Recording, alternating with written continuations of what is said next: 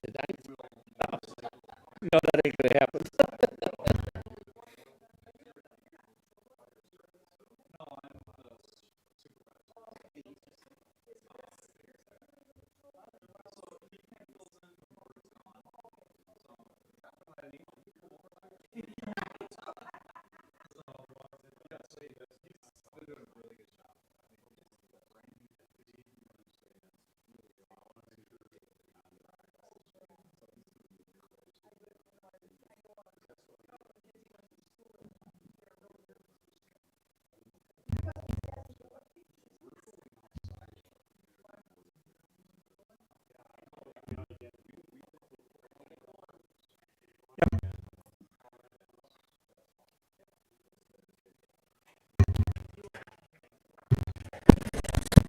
Mic check.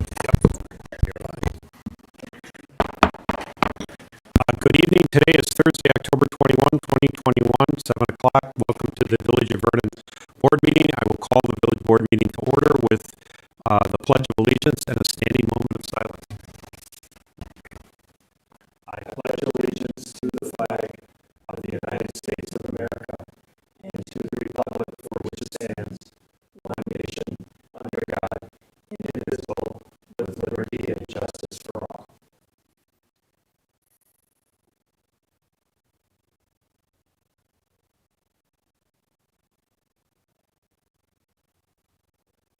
Thank you, everyone. We will start with roll call and open meetings law compliance check. President Carl Fortner. Present. Trustees Jim Solani. Present. Marie Kumarchek. Larry Dashik. Present. Mr. President, note for record you have a quorum of your village board. Also note for the record that Trustee Dan Grave has an excused absent. Also note for the record that Fire Chief Alex Feldy and Assistant Fire Chief Patrick Hayes are here for discussion with the board later. The agenda was posted inside and outside the village hall to the media, to businesses within the Village of Vernon on the Village of Vernon's website. You're in full compliance with the open meetings law. Okay, thank you. We'll first start with public comments. Are there any public comments? Yes, sir. Please state your name and we know who you are, but state your name and address for the record. Thank you.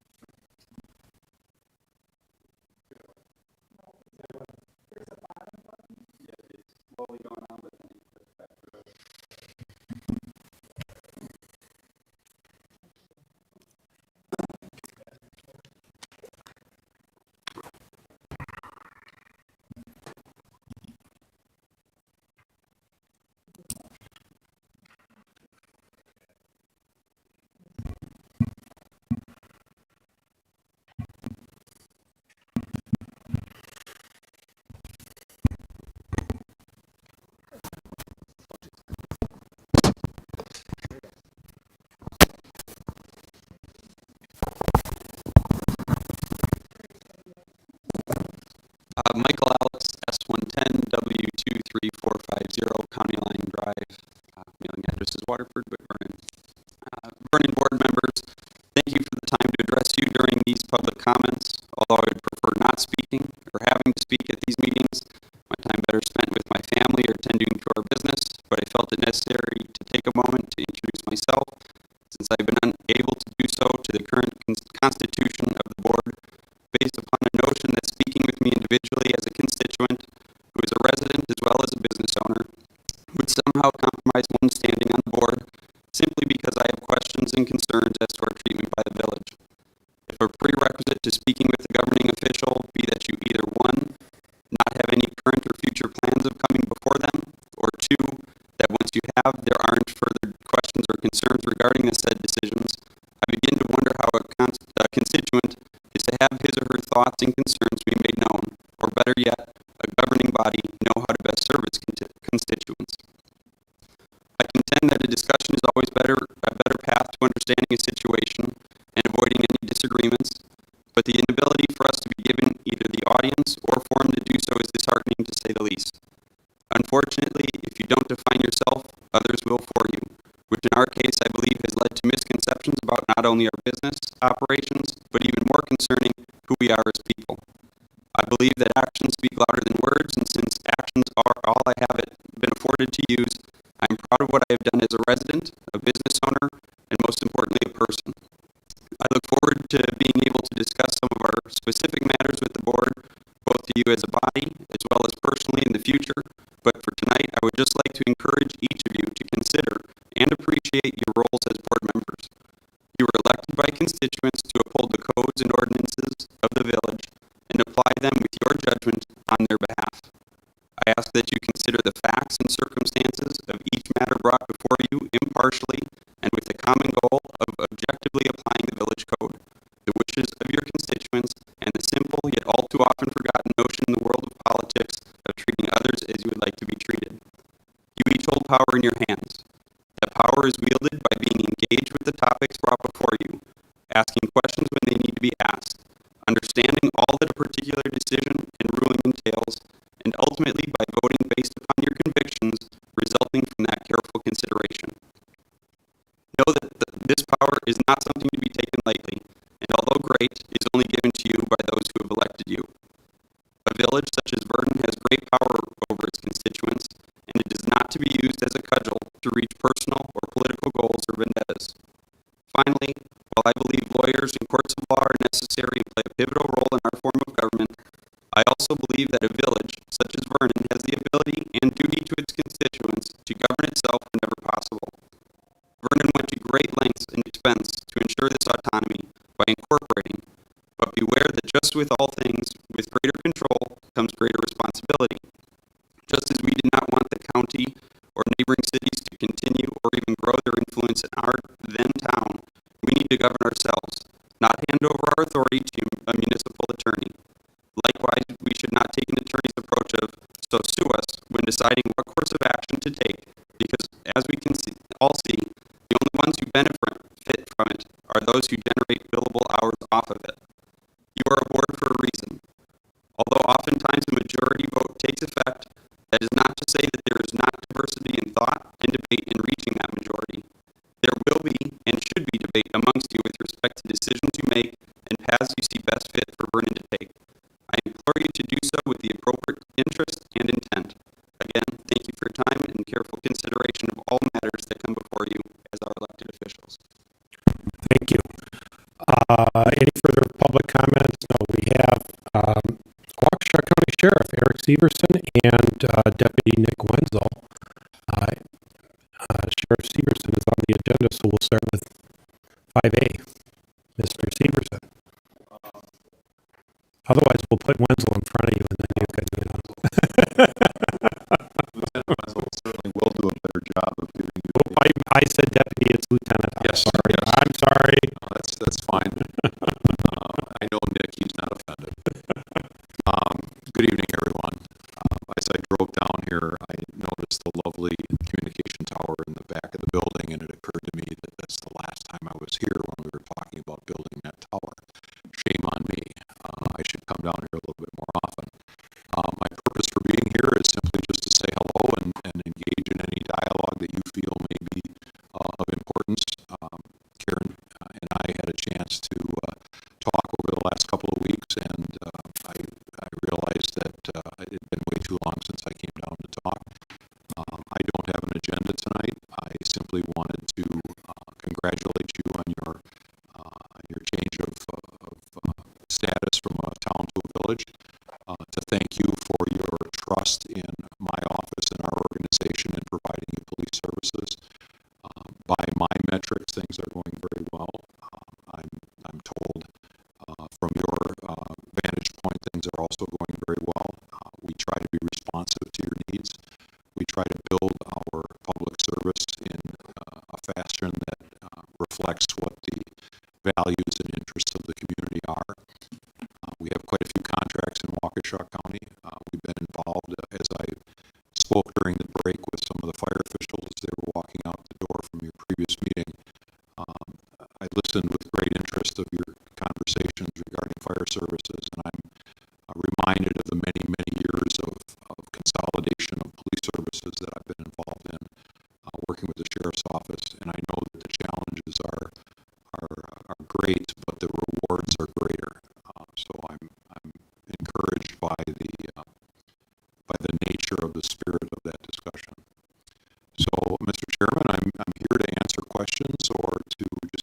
in any discussion or concerns that you have in general about sheriff services. I don't want to put anyone on the spot. We're doing fine is certainly a great response. I'd love to hear. But I do want to give an opportunity for folks to reacquaint with myself and ask questions or make comments or side remarks before we move on to the police report. Well, to introduce myself, I'm President Carl Fortner, and I've heard nothing but positives about the Waukesha Sheriff doing extra patrols here. I think it's helpful for our community to have a little additional policing, and Sheriff's Department, I had unfortunate occasion to call 911 about a month ago, and it was a very quick response. So, unfortunately, it didn't turn out as well as I might have expected because it was a traffic fatality. But they did cover the call with multiple units, and the fire department came. I think the dispatch might have needed a little bit of improvement there, but I think Chief Feldy has addressed that with dispatch, so there's no need to belabor that. But otherwise, all positive from my standpoint anyway, and the constituents that I've come across. Maybe go around the room and introduce yourself. And I'm Jim Sloney.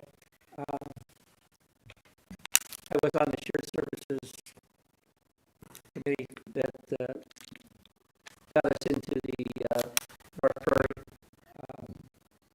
Joint Municipal Court System. So I've been working on that side, and it's been great that we get the report from your people on the number of citations, number of calls, that type of thing. Because one of my biggest concerns is, okay, now we got what appears to be a workable arrangement, in the municipal court, but they seem to lose track of some of the tickets, or at least the local municipalities don't necessarily know the status of them. I know that's already out of your hands. That's on the court system. Okay, I'm glad you clarified that because I hate to think that my office is losing track. So, well, the big benefit for us is that we get the report so we can keep track of how many citations are at least getting sent over, and then I can work with them to figure out what the status of them are. But I've had a number of positive comments about seeing the squad car with Vernon on this side, on the side of it. People are still, my neighbor, I live across the street, my neighbor next door to me, just last week, when did we get a squad car? January. So I appreciate all your guys' effort and the officer you have. Were top notch. Everybody they are. that knows them and knows your guys, they're quite happy. I came from a very small community a long, long time ago. I mentioned the other day that I started police work when we carried revolvers and we didn't know what a cell phone was. But I came from the city of Platteville, which is a very small community, and I really found an excellent culture in the sheriff's office here in Waukesha. The thing I think we do really well with is solving problems and working with people. My office, and this isn't necessarily anything that I've done, this comes from many sheriffs that preceded me, and it goes back to Ray Klink and the days before Ray Klink. But my deputies have a real sense of community. They're not necessarily around to knock heads or do an old style or an old school policing. We find a balance in the community for traffic enforcement. We focus on safety. We're not interested in numbers of arrests or numbers of tickets. We're interested in making sure that the community is safe and well taken care of, and that we're providing a level of service. And in my entire 34 years with the sheriff's office, I've seen that continue and grow. think that's really why our contracts are as successful as they are.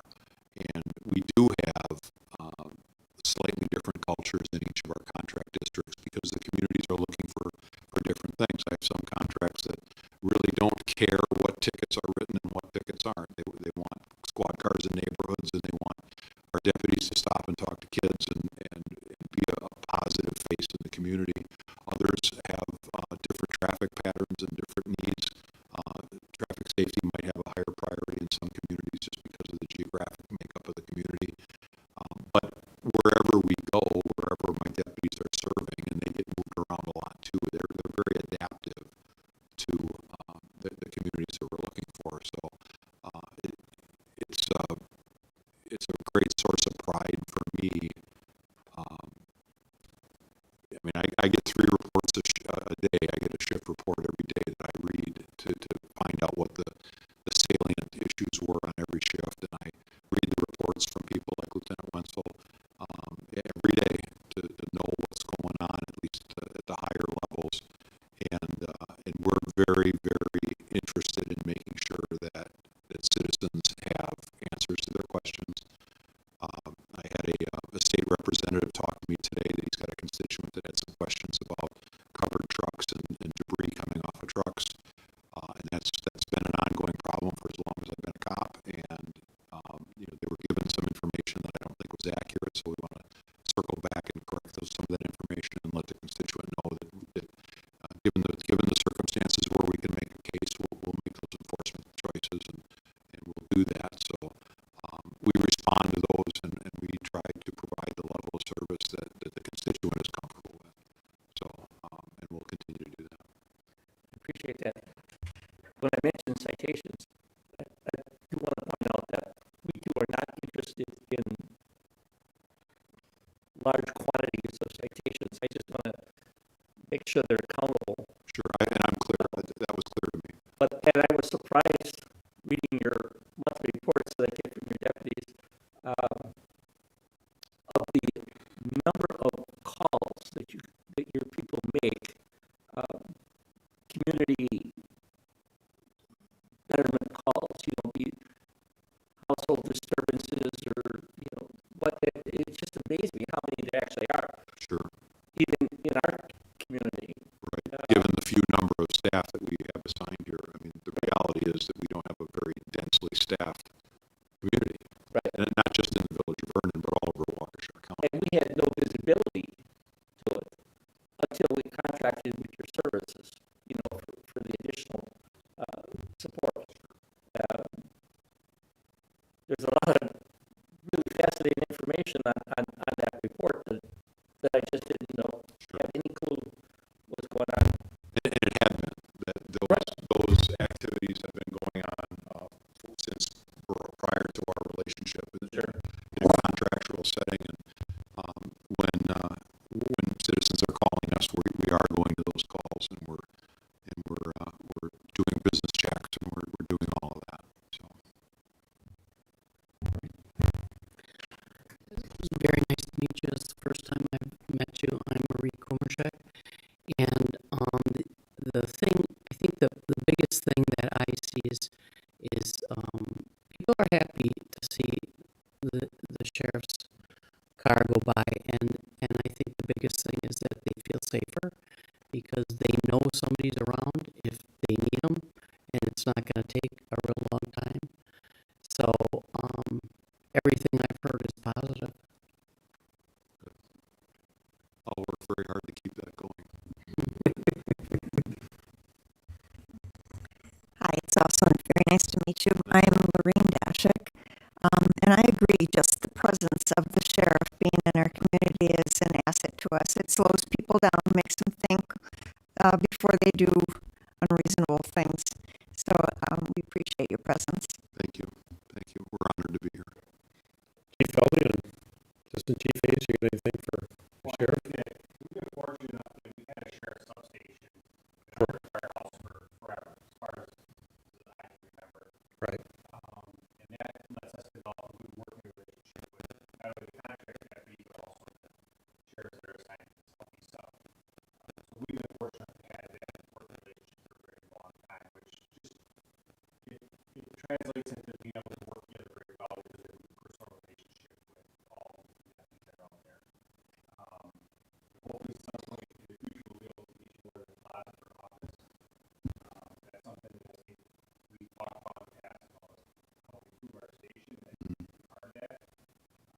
I wouldn't know what to think of it. I worked in that same closet. You're right that relationship's been there for a long time. I changed into my uniform in that closet, so I know exactly what the chief's talking about. But, I think that there is something to be said about having that close relationship. Yeah. And we know that that's on a personal level. But all of them, by spending time to do that lunch with us and things like that goes a long way. It does. You want to do a good job on calls for us. We're all good. Seems like they're priority for our safety, obviously. So hopefully that relationship will continue. At some point in the future, hopefully we'll get some type of better arrangements for those guys. Well, and that relationship goes both ways. I mean, we appreciate everything that you're doing. We know that if somebody gets hurt, that you're the ones that are going to come to help us out. So there is a lot of value in the fire and police services to be seeing each other on a day-to-day basis. It just makes everything. That relationship is the grease that makes everything run really well. So we've been fortunate to have that long relationship. I remember biting a sheriff with my police dog at that fire station. So again, that goes back a long way. And Waukesha County is a great place to live. Each community has its own character, and each community is filled with wonderful people that really enjoy and appreciate the quality of life here. And so we want to be part of that. Well, thank you for coming down. We would appreciate it. Are we muzzling Karen or? Well, Oh, I just have to say, we get calls constantly, excuse me, Sheriff Stevenson. Okay. We go back a long way too, Karen. I know, I was there when your dog did, I think wasn't it Arnie? It was Arnie. Yeah, that's what I thought. Good memory. But honestly, the comments from the residents are just overwhelming, just so supportive of all your staff, the guys, the gals, and of course yourself. It's a reflection on your leadership. And I want to thank you. I know what a dedicated deputy you were, and I know what a dedicated sheriff you are for Waukesha County. And I thank you so much for your service, sir. You're very welcome. Unless there's anything else, now the real show starts because Nick's gonna do a lot better job than I do. So it was very nice to meet all of you again. I feel a little bad that it's taken as long as it has for me to do that.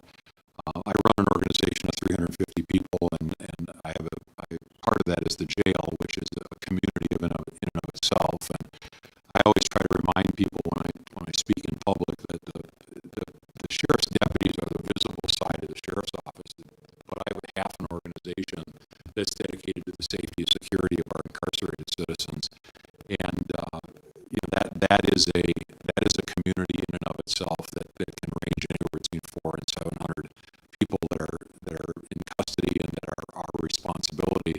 So we have to feed them, clothe them, make sure that they get their bathing, their laundry, their dental work. They have to get to court. All their medical needs need to be met. Their blood sugar needs to be tested. There's just a lot of things, and my jail administrator has more responsibility than a mayor of a similar sized city. She is responsible for every single thing that goes on in that jail. So I've got a lot of responsibilities, but I love the line policing too. And my time here in Vernon and in the town of Waukesha, where the Southeast District has been forever, has always been a great district for me to work. I've got a lot of canine work down here. I live in the village of Waukesha, the former town of Waukesha, and have for many, many years. And I just think Waukesha County is the greatest county to live in. And I'm honored to be here. And I am at your disposal. I'm at your call. I'm only a phone call away. speaking of the jail, how many of your population are actual residents of Waukesha County versus elsewhere? Boy, that's a great question. I don't know off the top of my head. I'm lucky that I know the counts on a day-to-day basis, but where they're all from, I don't. I'm going to guess it's probably a split. Half of them are in county and half of them are out of county. There is certainly a represented proportion from the larger communities. So your Waukeshas and bigger cities represent higher populations. And those are points that I bring up when we talk about tax equities. But I think we're fortunate. This community, on average, is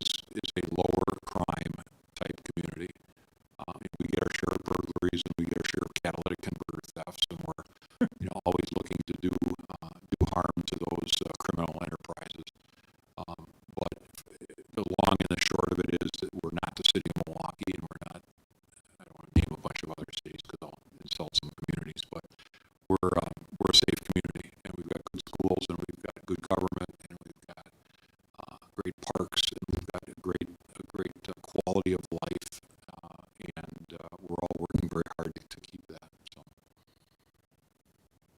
Okay, so we thank you again. You're very welcome. Thank you for allowing me to come down and say hello. And Lieutenant Wenzel, Yeah, all yours. we'll butt ahead of these guys here if you don't mind, and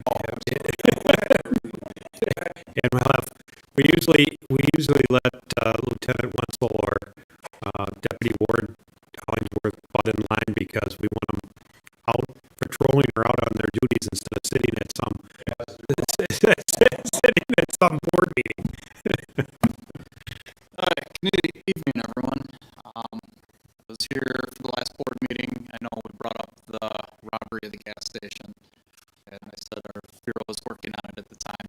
Well, as soon as I walked out of here, I saw that an arrest was made. So 2 subjects were arrested for the robbery of the gas station. So I know that was a concern. So very quick work by our detective bureau to identify the subjects and get them in custody. So, sent out the stats for September. There was 48 calls for service. That's just the contract deputy that had 48 calls for service. So that's not taking into effect the third shift or day shift. For the year, just the contract deputy is sitting at 426 calls for service. So Deputy Hollingsworth has definitely had a busy year. Traffic stops. Deputy Hollingsworth for the month of September, his main focus was speeding. A lot of communities are having problems with the current state of society, wanting to get places a little bit faster and picking up the pace on roads. So his big focus for September was speed enforcement. And that's been a lot of our contracts that they've noticed the increase in speed, so there's a lot of extra attention put into speed enforcement for last month.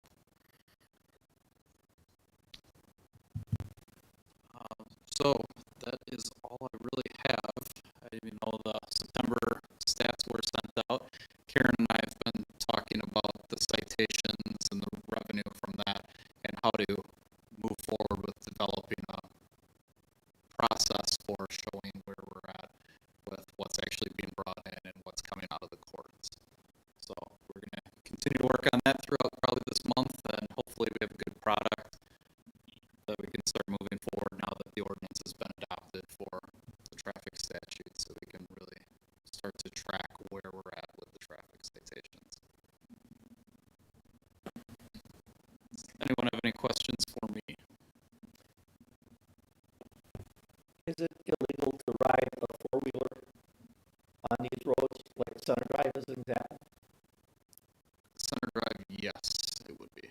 I would think it would be. Now, 3 weekends in a row, had a guy come down and I lose sight of him. He goes on. I never get a chance to see him coming back again to call anybody about him.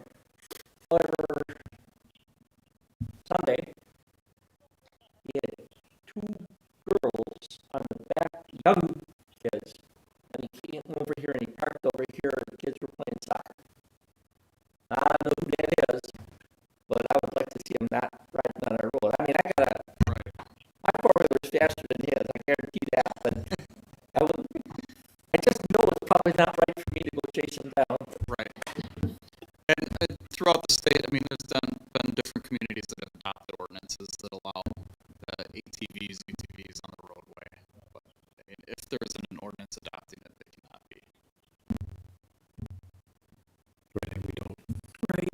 I mean, your northern communities, the communities that do a lot of tourism and for that do a lot of, whether it's ATVs or snowmobiles or four-wheelers, you know. I didn't know if it was a class of road type of thing, Yeah. or just the hard surface roads, up north, the gravel roads, are wide open for, at least where I go. I would hate to see those kids get hurt. Exactly. And that's a separate violation right there. Right. Is having the kids on the back because the four-wheeler isn't designed for 2 people.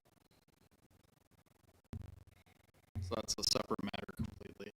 I definitely will talk with the contract deputy about that. Any other questions? We'll get Lieutenant Winslow on his way.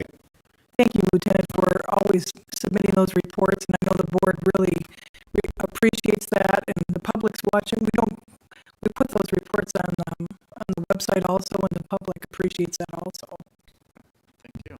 Yeah, and if you have ideas for a different format that might work better for the board, I mean, that's something we can also look at too. Yeah, I think it's good for now, and we can always. Sounds good. Thank you, Lieutenant. Thank you. All right, now we will go to Vernon Fire Chief. Yes, sir. Assistant Chief. I know we've talked about the ambulance and the new ones and the surplus and long-term, what we were planning on doing. Now you have a proposal, so can you walk us through that? I know, and then we'll talk about the budget and how all of this fits in. But So we, as you know, we have ordered the ambulances in the works. So we had a discussion with our vendor about what do we do with this fourth ambulance we have, which is the International. It's a 2003, about 40,000 miles on it. His recommendation was to put it on the Wisconsin Surplus website, put it up with either a reserve or no reserve, and see what we can get for it. He feels that right now, because there's a supply chain issue with everything that everyone's hearing about, he feels that we might be able to generate some substantial income from that ambulance versus just trading it in. So my goal would be we put it up for, I'm not sure exactly, I'm looking at their website right now, but I believe they go for anywhere between a week to 3 weeks on an auction, and then it'll go through the process, and then if it gets to a point where we have either a reserve bid that's met, or if we put it on as no reserve, we then sell it.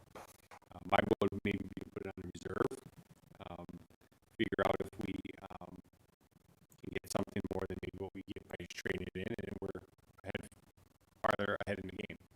Our plan of using it as a COVID rig, which was our backup plan, we really haven't materialized that because we didn't get slammed like they predicted we were going to. So with us holding on to it for a little bit longer now, it's actually hopefully maybe it's worked to our advantage and we can get a little more than we would have gotten for it a year ago, year and a half ago, 2 years ago. So we'd like just I just want to have permission that we can put it up for auction and see what we can generate for it. what would be the reserve amount? And how would you determine it? Well, I've talked with our Sean Foster, who's the vendor from Foster Coach Sales, and he was going to work some numbers up for us to see where he thought it could be at. And I'm not really sure. I think that when we originally were looking at this, we were looking at probably between 10 and 15 grand to sell it outright, or to trade it in. And I think now that with the way things are, we might be able to get more money for it. Now, do you save anything off the back end, or has that been stripped off already because it's kind of a COVID rig, which is just Basically, it's just for we just plastic it out, right? So it's easier to clean and see. Yes. We had it so it was going to be a contained unit in the back. The front was going to be, obviously walled off from the front so that there was no cross contamination or anything like that. But we just really didn't really use it. It's not really costing us a lot to have it right now. But we figure that right now, if we can utilize the shortcomings in the market, it's like any other used vehicle. Everything out there is so hard to come by that the values are going through the roof.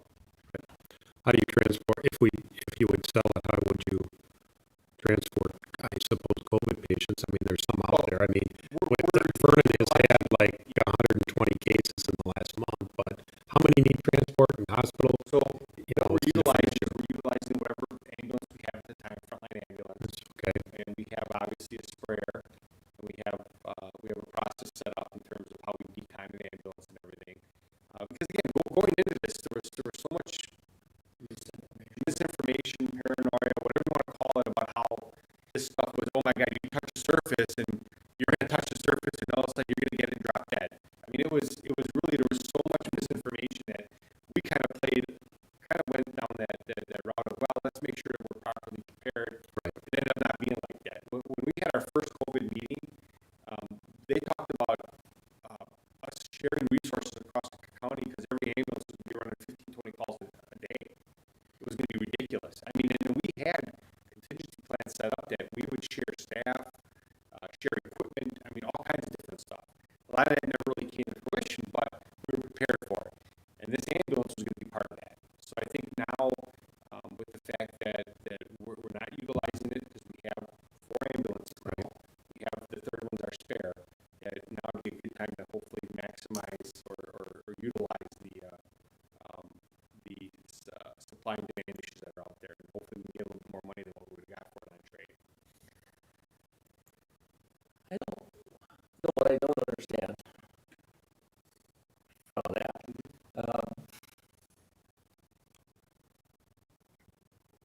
We have 4 ambulances on site right now. Yes. But one of them you don't use.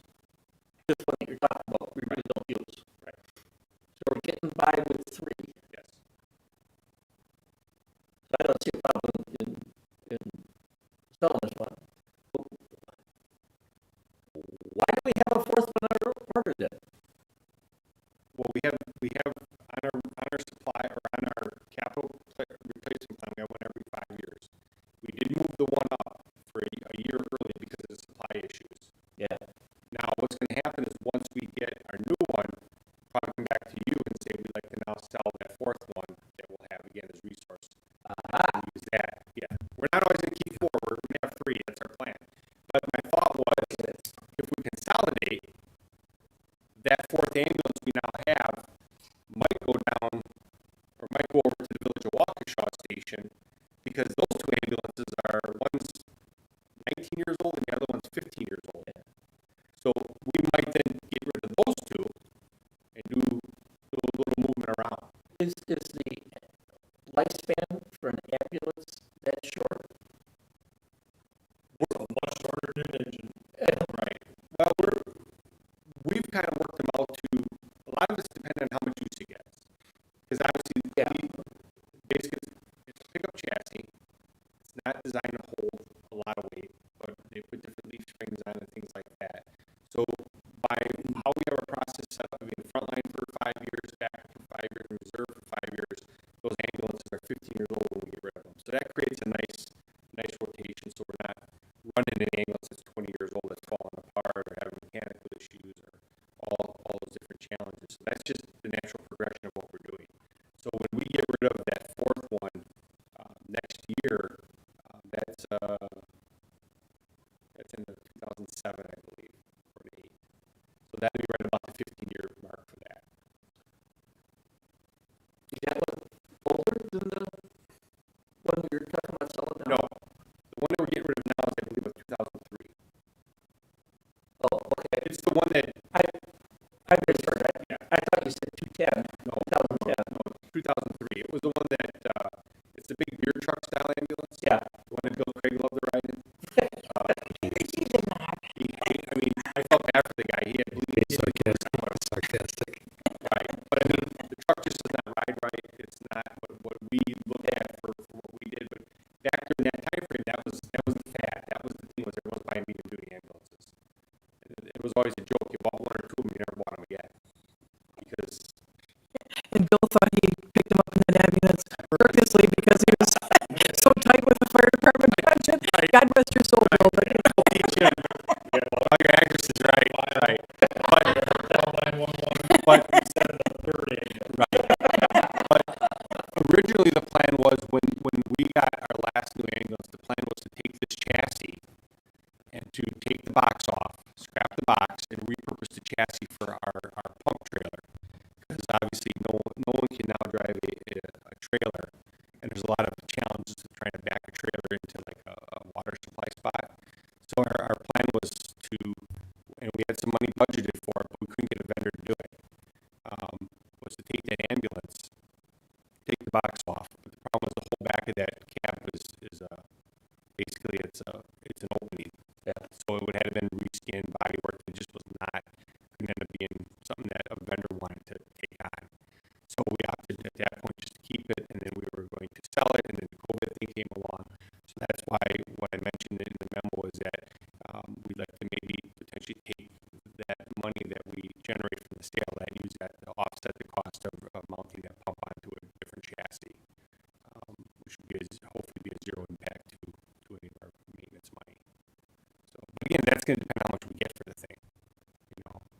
our vendor seems to believe we can get a pretty good time for it.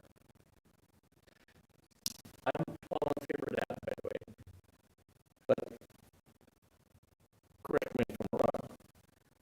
The money we receive from that would go into the general funds, not into the fire department's piggy bank.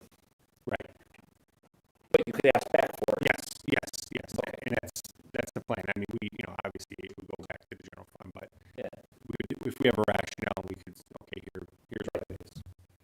So, and again, I hope our vendor's right. I mean, because you just don't know. Some of the stuff that they sell on this state surplus website, it's crazy what they get for numbers. You look at it and go, really? That old squad car is not worth that. But people buy it. But it is, yeah, to a lot of the fire departments up north and to the west. Right. That's a deal for them. Well, and, you know, I mean, brand new, that was a $225,000 ambulance. They just don't hold their value. So. This is all Franklin gets it through their original. Yeah. Same thing, we use the front line rig, and it backs down, it goes into the slow house, and from the slow house, it goes, we have one backup rig, and then we take and we put them on Wisconsin surplus, and they go, you know, and then they go pick them up. Yeah. And they drive more. It doesn't cost us a dime to sell it on there. They pay a buyer's fee to the website facilitator. What's the buyer's figures on the website? That's I think the buyer's fee, which I think it's 10%. I thought. Yeah. That's on their end. We have nothing to do with that. The only responsibility we have is to provide good, accurate photos and descriptions. And if we have to make it available for a site visit, we do that. And that's something that we coordinate through the website. That we have a contact person, which would probably be one of our battalion chiefs, and he'll coordinate all of that, and then you let it go through the process. So. All right, so to me, we've got two things going on here. One is the sale of a surplus ambulance, and I would agree, before COVID, we would have sold this already. I think we just reserved it just in case. We have nothing in our 21 budget for the sale of surplus equipment, because we set that budget in December or November of 20. Well, there was no vaccine. We were at the peak of COVID numbers in the state. I don't know about the whole country, but in the state of Wisconsin and in Waukesha County and in Vernon at the time, we had 2% of our population catching COVID that we knew about in a 2-week period in November last year. So isn't that bad this year? There's, I just looked, it's 120 cases in the last 30 days that we know about. But the better news is there aren't that hospitalization or distress cases like there was last year. But yeah, everybody was preparing for the worst because of New York, basically, and it was constant in New York. There was ambulances constantly in New York, in Manhattan, New York City at the time. So yeah, I think it's probably time to sell it. It's a good time in the market. My only questions would be, how do we set that reserve price, and how is that process going to work? And then the money comes in, and Trustee Sloney, the taxpayers pay for it, so it's taxpayers' money in that sense. It'll be in the general fund, and then the question is going to be, okay, if we're going to repurpose the money now, how best to do that, and the budgetary impact on that, and is that going to be a 21 or a 22 expense? Good question. I think it depends on what kind of time frame we set up with the sale, I suppose. And and honestly, if it doesn't get what we think it's worth, maybe we say, reserves not. You can pull it back and trade it in. That's always an option, right? They'll take. It's just like a car dealer or a truck dealer, or semi trucks or skidsters and everything else. They'll take a trade. Right. And I talked with Sean today, and he was going to run some numbers again. He was very emphatic about, you put it on the website, you'll be amazed what you get for it. Well, all right. Well, we have time. It's not like it's a pressing issue we have to have done in 2 weeks. So we can be a little bit more selective and see how it goes. And then he also said if we're not happy with that, we can always look. There's like a handful of different sites out there that are internet-based, ambulance resale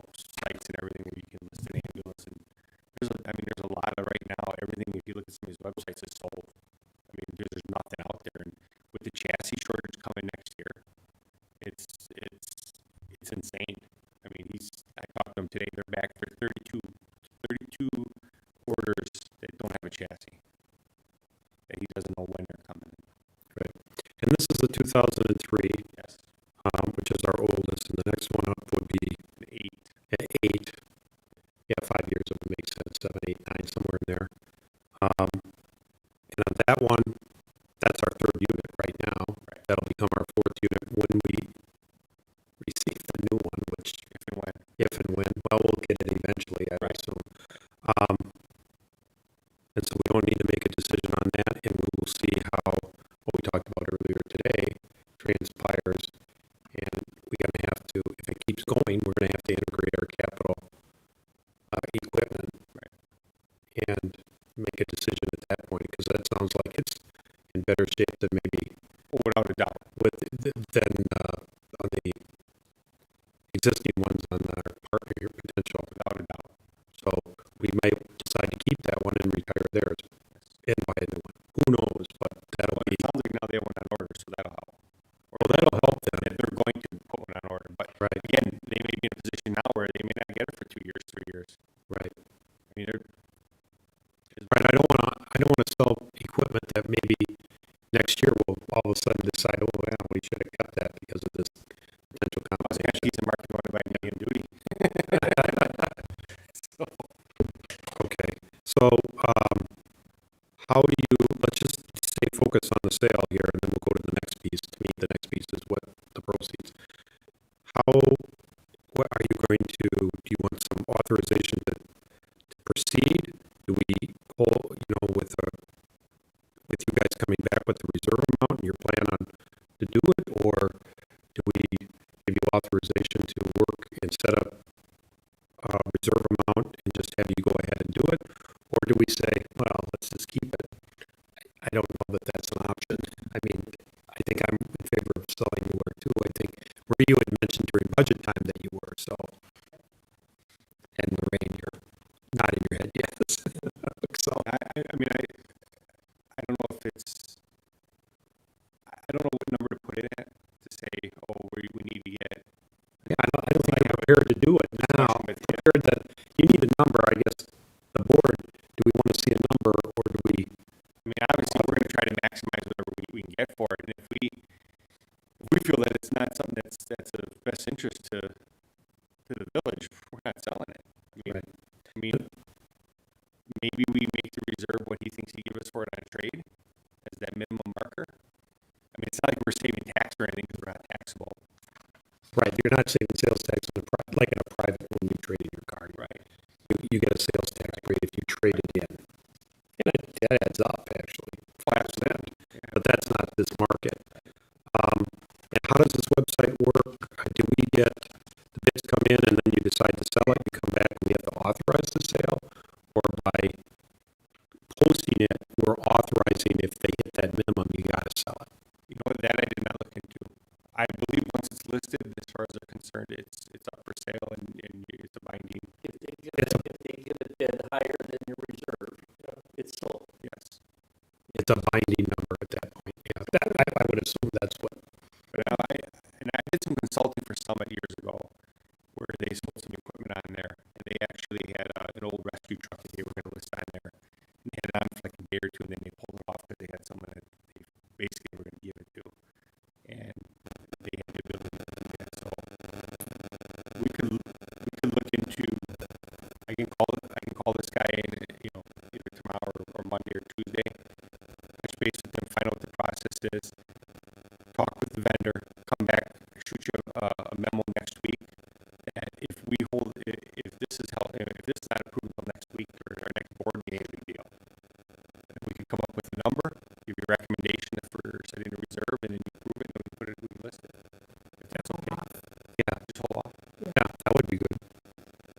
More information. It's more information on exactly how it, because it could go, like you said, 15, 20. I don't know what these things are going to 25. I mean, a contract 40,000 miles was all. Well, and that's just it. Is that And doesn't it depend on what's in the back too, equipment wise? not really? I mean, It's just the that box on the back. Yeah. There's everything we have in there. Right, the personal property, the the lifts and the beds and the Yeah, that, equipment and the defibs and all that come out. that's all gone. Yeah. But, you know, a vendor or a contractor, someone may see that truck and go, wow, that'd be a great chassis.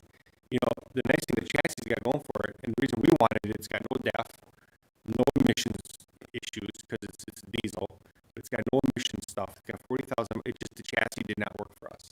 Otherwise, we were going to remount that pump trailer, but we couldn't get someone to do that because of the way that whole back of that cab was. All right. So you can come back with more information, you know, on the next board meeting. Now, as far as the funds, what do we, refresh my recollection because I can't remember exactly, what in the 21 budget did we say about, you know, using or refurbishing something that, Well, that was that in part of the 20, budget. the 20 budget, that was it. We never used that money. Right. So that was like, it was in your capital improvement, never used. We could not find anyone to do the work. Right. I mean, I went everywhere looking for someone, and they were all afraid of the cap. And then in 21, it was just left it out of the budget. It's, Well, because the money was gone, the money was, you know, right? Unless it's still there. well, money is money. There's money. It's just like right now, we've been trying to get someone to fix the pump on the heavy rescue, and we're just running into supply issues and trying to get people to. I mean, you can't get people to do anything today. It's crazy. It's difficult. It is difficult. So we may come back and ask for that money to carry over for. Well, we did have the big repair this year that was And that was the other thing that we kind of prioritized. Right. If we end up, then maybe we look at figuring something out for next year. I don't know. So we should probably look at that. That funds what was not spent in a particular year, like 20, what was spent extra in 21, because we had to get it back into service. Kind of look at all of that. On the second piece of this, second part of this question, but again, there's nothing. We have time on that too, so Right. we're carrying on that and come up with something. Okay. Sound good? That sounds good. So thanks for coming in and Thank you. So see you at the next meeting. You guys gonna hang out? See if I fit that in our schedule. You know, Okay, we'll talk about hopefully people aren't hitting deer. That's all. well, it's my goal. It's coming. Yeah, I know it's coming. Starting to get a lot more hard deers now. In May it was nuts. May and June when the fawns are born. It was crazy how many. Yeah, and then in the fall during the rut, making the babies. So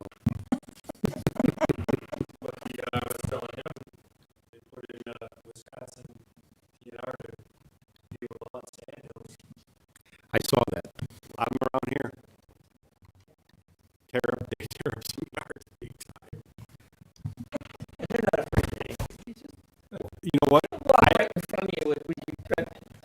have a friend who hunts them out in North Dakota, and he won't use his dog. Because if that thing's not dead, it'll peck the eyes of the dog out. I see one guy that has goggles on his dog. Swear to God. All right. Thank you. For every time. We will go to, thanks again.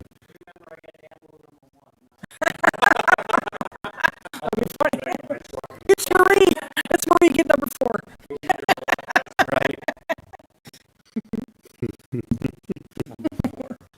All right, we have finals, we're on item 5C, final certified survey map and request for termination conditional use permit for Bill Bruss at his Edgewood Avenue properties. This came from a recommendation that's in your packet, recommendation from the Village Plan Commission to approve it, and the town board approve it, there's a dollar. Village board approve it, subject to the conditions, and the conditional use would be terminated simultaneously with the certified survey map. Jim, you've got thinking here. But we're not just terminating the existing conditional use.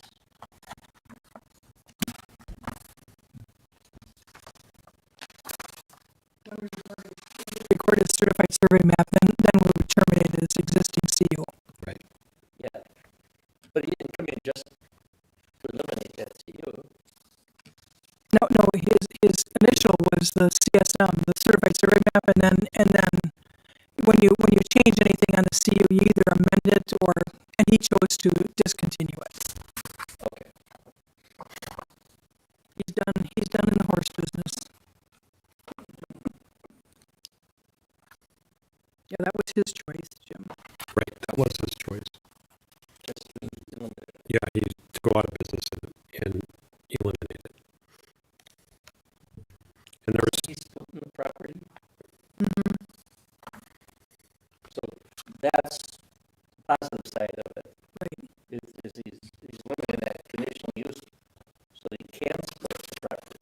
Right. That's correct. that's, yes. And he wants to get out of that type of business. And that's being resolved by the certified survey map. Right. The split. Yeah, they're done in simultaneous conjunction. Yes. Yeah. Because it sounded like, in the way it was written here, it sounded like you just doing away with the old Waukesha County certified or conditional use. Yeah. But he's doing both. He's creating the new certified survey map. That's Yeah. the part that I wanted to Right. Right, because he got the conditional use permit because of the size of his property, location of the buildings in connection with the homes, and the all of that. Right. So he's splitting the property, and he's been back and forth, just so everyone knows, with the plan commission several times.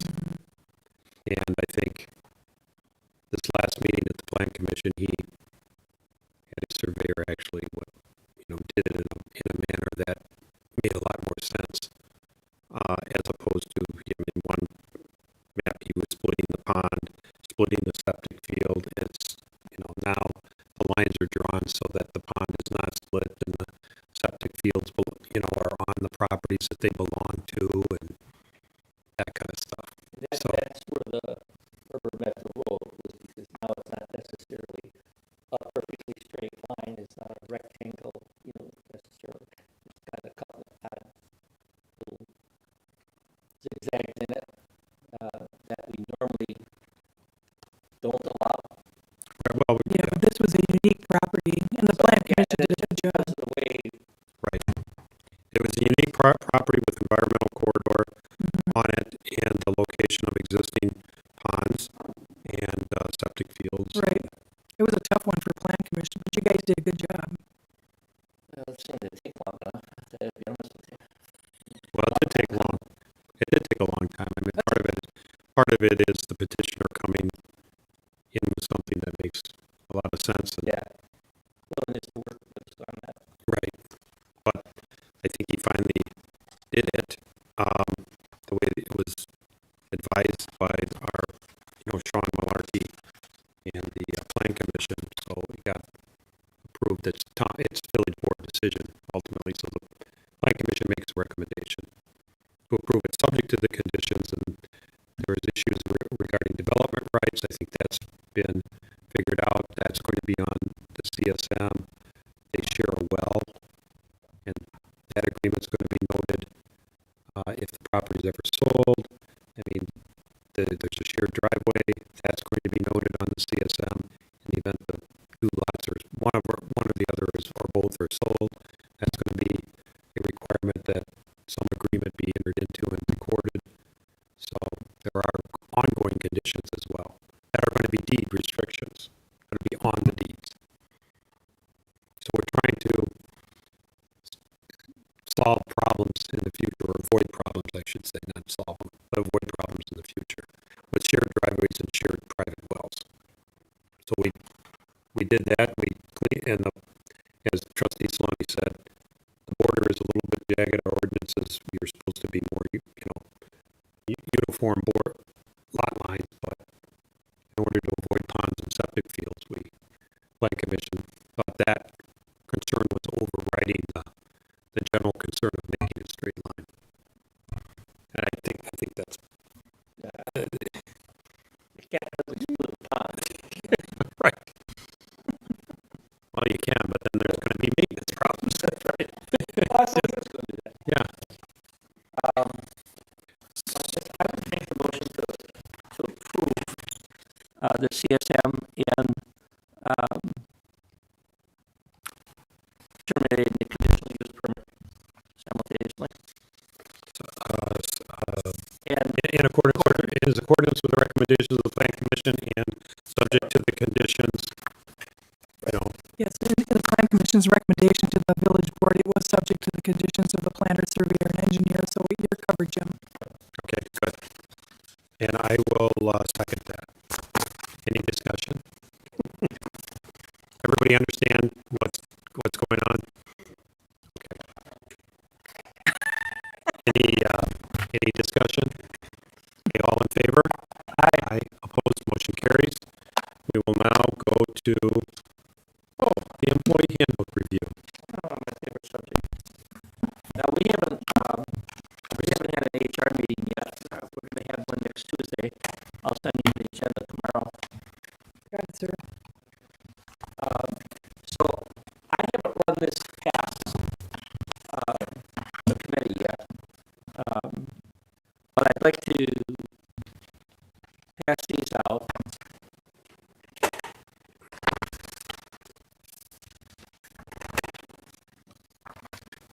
I got 4 here. I'll give 3 to Karen. I thought it was for the fire department too, Jim. I'm sorry. I took a whole bunch of stuff. But that's what I gave it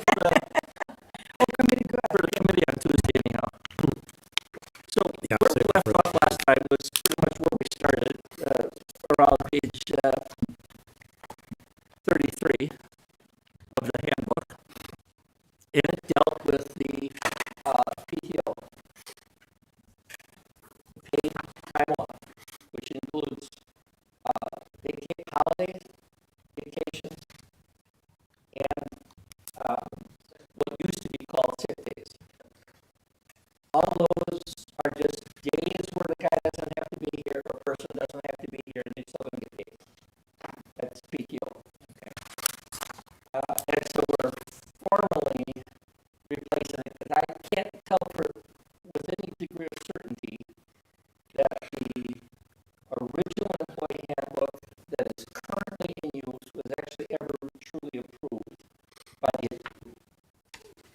the law attorneys. Because there are comments in it that refer to questions for the attorneys. But aren't any answers. Okay.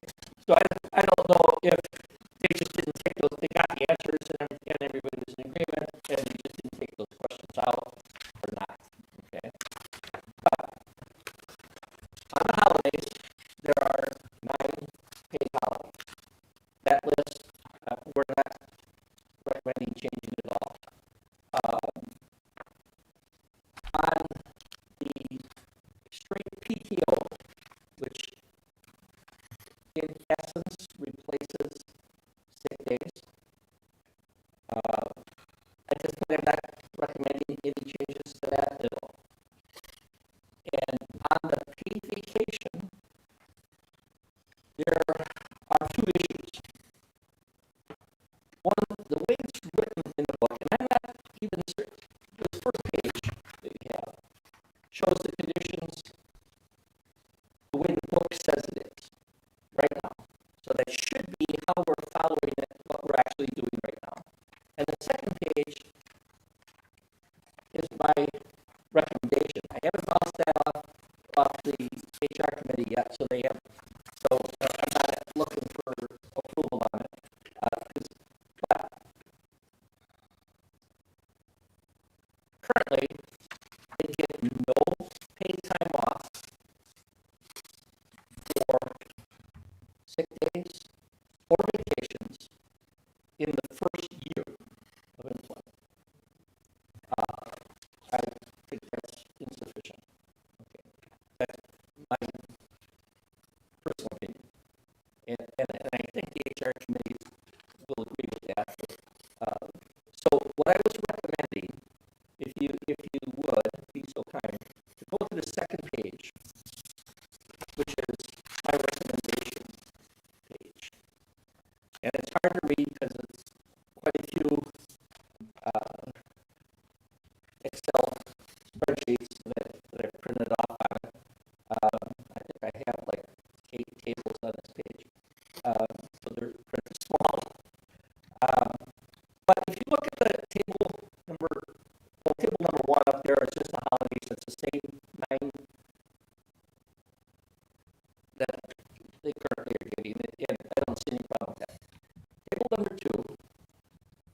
he picks the first year of employment. There's 12 monthly columns, and what I was recommending is over that 12-month period of the first year that they get, that they are able to earn up to 3 days of additional vacation time. Now, to do that, that means it's 2.67 hours per month that they would actually earn vacation time. And again, right now they don't have any vacation time. And as it says in the book, the current handbook, which is a little confusing, it says the first year is based on date of hire, whereas the second and forward following years are based on calendar date. Okay, and that which means on the first of the year, their vacation accrual will automatically get posted for the maximum amount of days. Okay, there's an issue with that we need to discuss.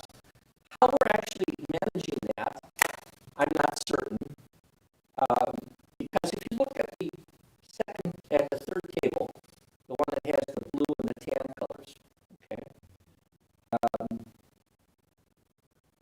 that has a combination in it of both earned vacation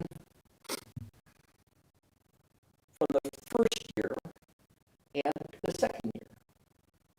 If you assume these tables are all start with January 1 of whatever year, I think I said 2020 on the first year, 2021 on the second. You'll see that if you start on January 1st, you complete your whole year in that first year. So for that year, you could, if you started on January 1st, you could get up to 3 days. Now, in the existing book, it says you cannot take vacation that you haven't earned yet. So by that, it means you earn based on how many months you're there from when you started. And so that's what it's posted. Every month that you're there, for the first year, you get 2.667, or whatever that number is. Yeah, 2.667 per hours per month that you could take off. Okay. With the caveat that you cannot earn any vacation and you cannot take any time off during your probationary period. That's the first 3 months. You don't get nada. You're here to work and to learn, and that's that. I don't see a problem with that. I tried it both ways, and oddly enough, if you do it the way I was thinking, if you allow them to earn it, but don't let them take it during vacation, they would actually earn 2 hours a month. And you'd end up with the 3 days vacation total for the year anyhow. Because that comes out to 24 hours, which is exactly 3 days. But rather than say you can earn it, but you can't use it, they say you don't get it at all, but they increase the hours per month that you earn to 2.67 rather than a straight 2. Okay. So I'm still, and that's kind of what I'm sticking to so far because it is consistent with how the personal days was designed. It was currently 4 hours per month, but you don't get it at all during your probationary period. So I said, well, okay, we'll do the vacation. I think was intended to be the exact same way. So my only recommendation is adding the 3 days additional vacation time to the first year.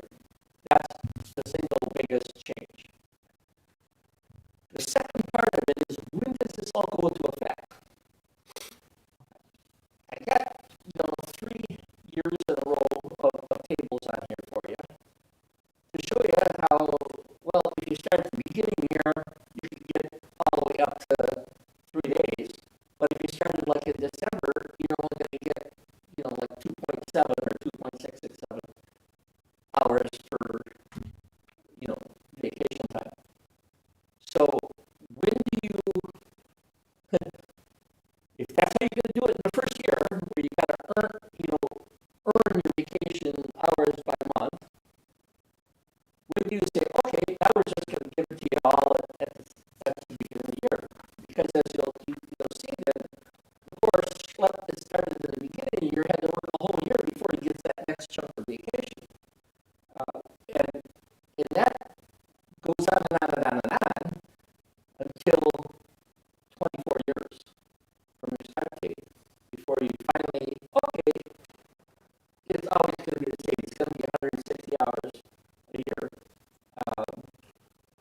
Now, I thought, well, that's not all bad. So let it just keep going. And it's easy to calculate because I got it in here and I got a table here that does it for 12 to 13 years. You say what start date, and I can tell you the exact amount per year you would get as a maximum. Okay. And you earn it as you go. Now, so when we're currently posting that block at the beginning of the second year, I don't know what we're posting there right now. If we're posting, okay, if we send it after the first year, you get 5 days. So that would be the start of year 2. You'd start out with 5 days. But now that's not fair to the guy that started a year ago, because he's going to get 5 days. But the guy that started yesterday, which should have been in the previous year, he only has to work 1 day, and then he gets 5 days. So that's why this earn per month concept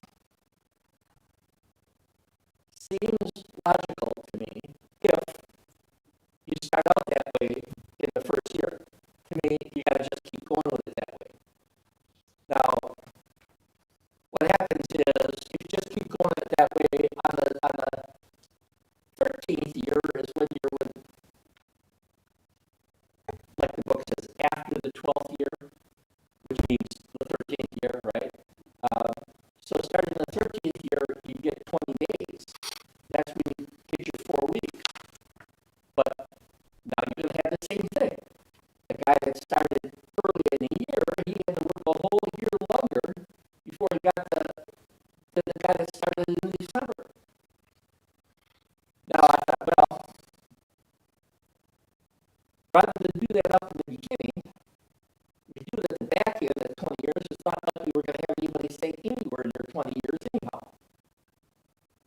Just a thought, because the average is like 3 point something years in a place before you move, before you change. Something in that neighborhood. So if you go, hell, it's not likely that's ever going to happen. And if you got a 20-year employee, he's a company person already, or she is a company person already, and it's not going to be a problem for him. So that's how I've left it. The table number 6, which is the third from the bottom, it's a table that you could just pick off the hours for how many years the guys worked and load it at the beginning of the year. Now here's where the rubber meets the road. When you load all the vacation for that particular year, let's say it's let's just take an example. Even if it's he's been here 3 years, what happens is on his 3rd year, calendar year, 3rd calendar year, he's getting vacation hours that he's earning yet from the 2nd year, because it's always after his 2nd year that the bump, after the end of 1 year is when he gets the bump.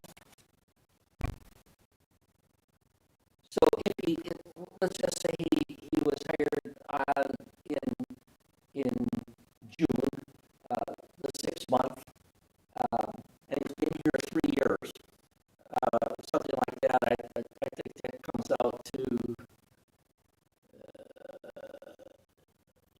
he's at that point is when he started getting 6.67 hours per month vacation time. Now, you got to add what he earned for his 2nd year, assuming he hasn't used anything. You would add the remainder from the 2nd year to the amount for the 3rd year. So every year as you go across, I've got a box with red borders, and you would add that to the box in red at the end, and that's what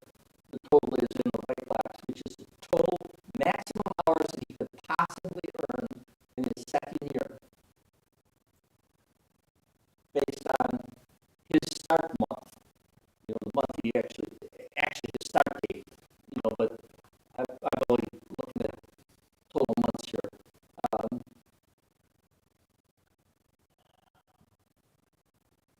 So do you want to post, as an example, first year, you get 3 days, second year, 5 days, third year, 6 days, that kind of thing. You post that, and then any vacation that he takes, that he actually uses, in excess of that amount that he actually earned, we have to deduct from his paycheck.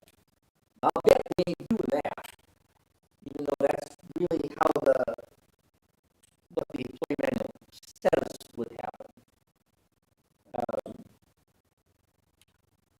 But that's the way most companies work. And you got an option there to say, well, you can't take more than you earn. You can just flat ass take that rule, and then instead of posting it on lodge just because it's your third year, you get 6 days. If you keep it based on the actual employment, you pick off on the chart here the actual amount the maximum amount you would earn during that year. You don't have to worry about paybacks unless the guy is terminated or he chooses to terminate the employee, he moves somewhere else. And then you would look at it to see if he's used more vacation than he would have earned up to that point or not. So I think there are those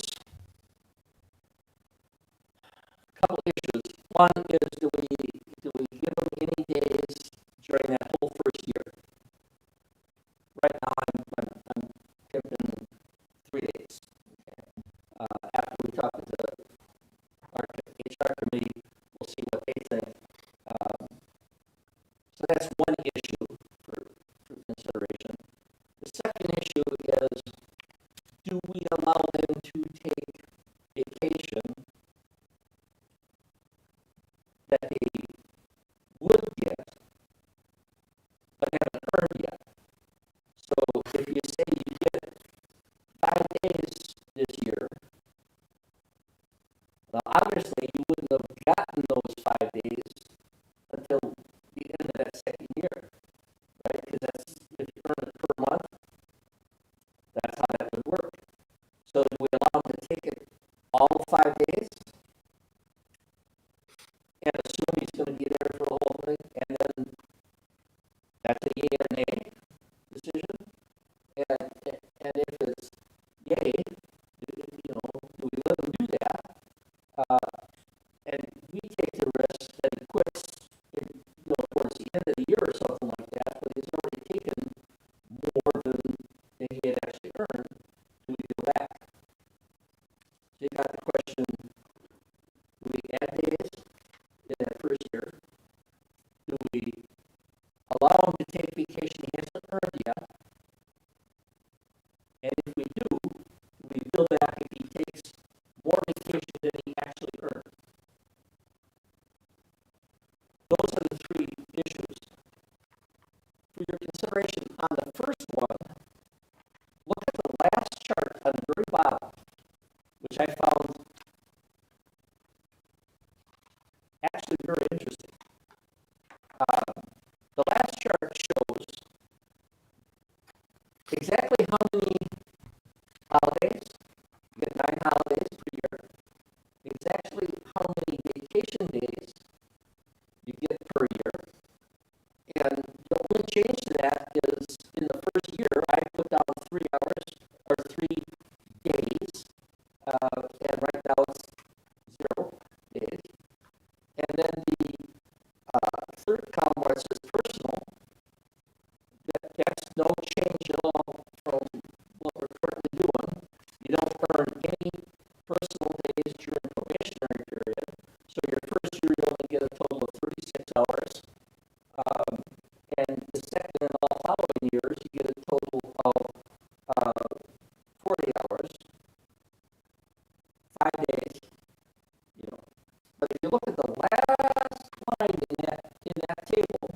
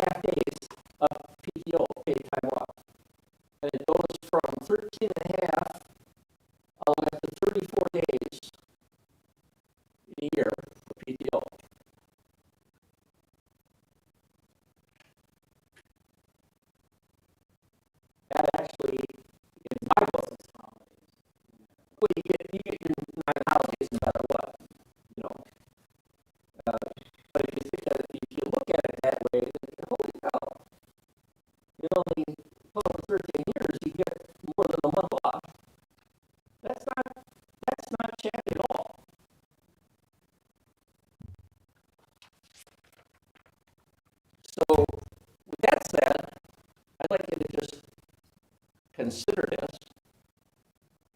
I don't know that we can make, I don't know that we want to make any decision here tonight without talking to the girls, the rest of the committee. Anyhow, and we could just move on to the section following the PTO, which is leave of absence, which I believe starts on page 36. Yeah, that's all personal days. So top of page 36 is military leave.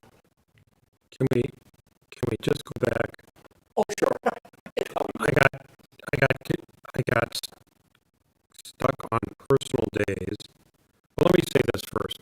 Are we going to maintain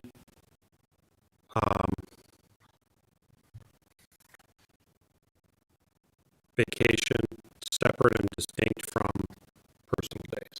Or are we going to combine them? I'm not in favor of that. I just want to make it all personal. Combined. Right. Right, okay.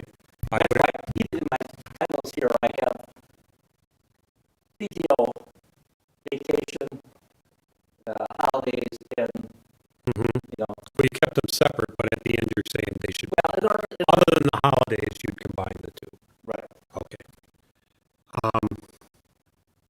That's fine with me. Now, on the personal days in your chart, though, I thought currently Yeah. it was 4 hours, and we talked about, it says each calendar month, but we said, well, that should read each full calendar month to be clear. But it's 4 hours for each full calendar month worked, nothing during probation. So I said, well, probation's 3 months, which it's 80 days, but we're going to talk about changing it to just 3 months. 3 months, yeah. Right. So there's 9 months times 4. That's 36. 4. 36 divided by 8 for days. What am I getting? Isn't that 4 days and a half? Something like that, yeah. You have, It's 4.5 days, yeah. yeah, you have 3.5. And then for the year, 3.5 was for only 3 months, so. 3 months.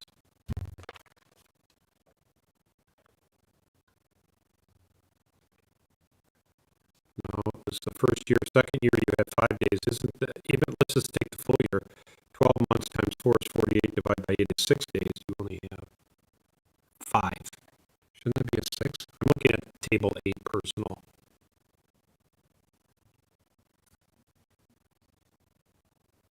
You get 48 hours, that's 5 days. No, 40 hours is 5 days. 48 is 6 days. Right, 8-hour days. How do you go to hell? See, that was why I haven't passed this. Normally, I wasn't even giving it to you. I was just giving you an advanced look at it. This was a test, I think. Yeah, okay. All right. So, I bet I have 13 versions of this in my waste paper basket.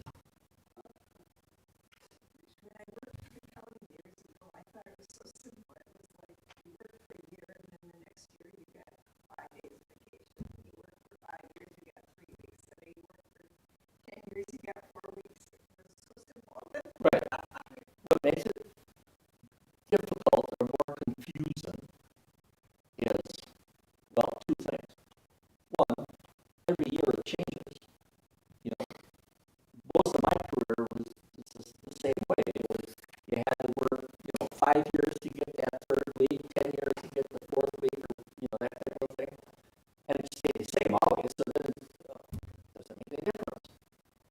That's an option. I wanted to bounce that off the personnel committee, whether they think we're totally nuts doing it this way. But the first year, this is how we're currently doing it. So I wasn't, trying to change anything. I just projected it. You can see in that first year, if you start here, you got to work that whole time to get to the next one. You end up working a year longer than the guy that started later in the year. That doesn't seem fair to me. right. It might have always been that way, no matter what system you use.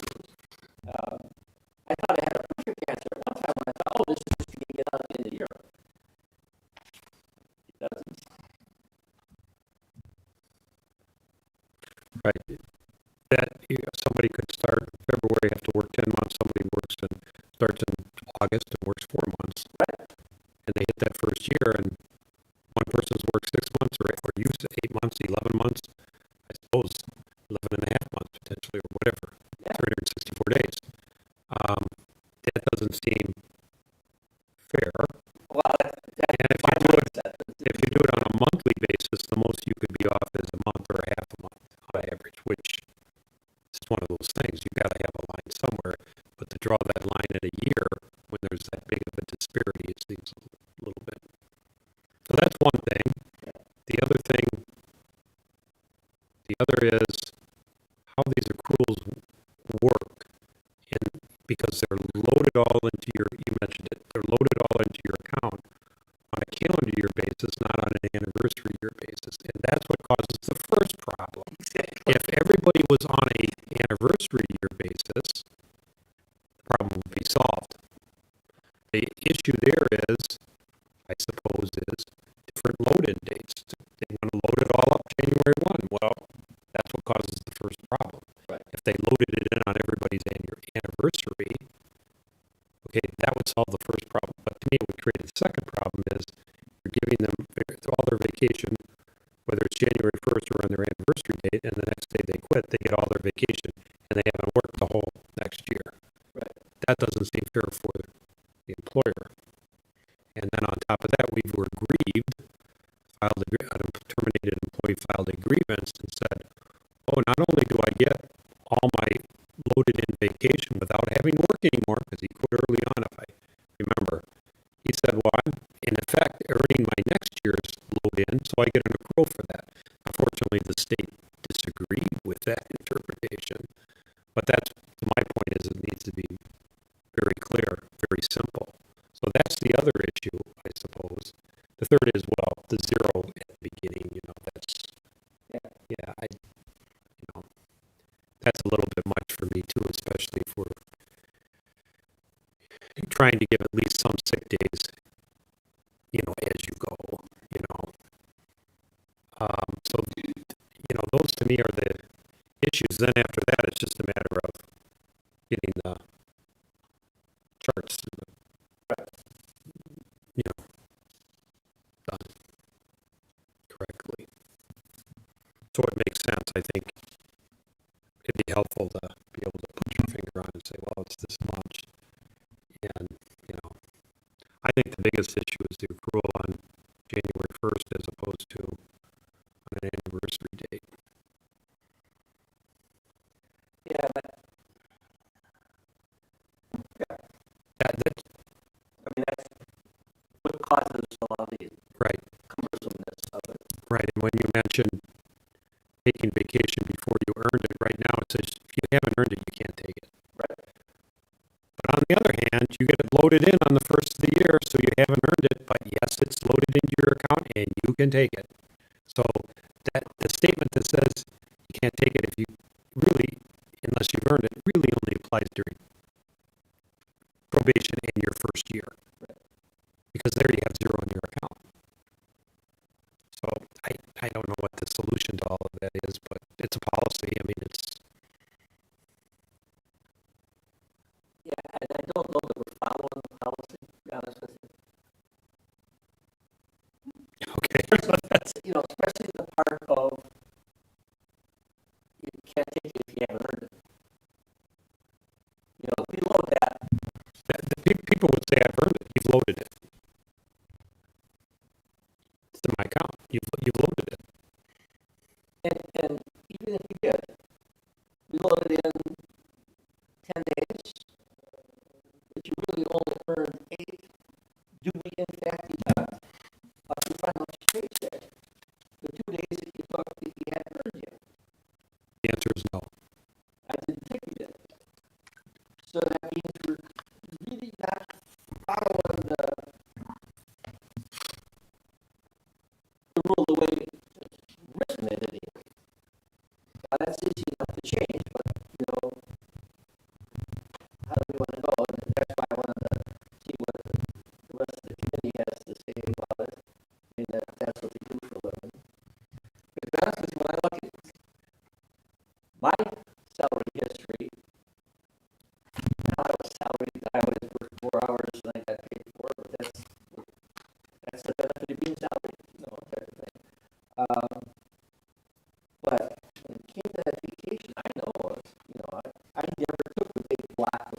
2 weeks was the most I ever took at one time ever in my life. Most of that was because I was in the reserves for so many years. I always took, my vacations during my annual training. She liked it because she didn't have to cook for me. I liked it because I got paid from 2 places. It was really nice. In fact, I got 1 year I came back from reserves and I never even thought about it, to pick up my check from work. They had it for like 4 months down there in the payroll department. And they finally called me and said, hey, Tommy. But, so if you're willing, we can move on to 33, or I don't know how long you want to go with this tonight. So. Or do you want to? I just think you should have, when you work a year, you get a year's vacation, or a week's vacation. Yeah, and after 5 years, you get 3 weeks vacation. After 10 years, you get 4 weeks vacation, and it's all pre-earned. Yeah, and that's how it's been in most of my history too. The downside to that is you end up with less days than what they have now. That ain't gonna fly. Well, then you throw 3 personal days in the mix that they can use anytime. We're already throwing in 5 or 6.5, whatever the number is. You gotta steal it back. You're doing something wrong here. All this calculating. Karen, did you calculate all of this?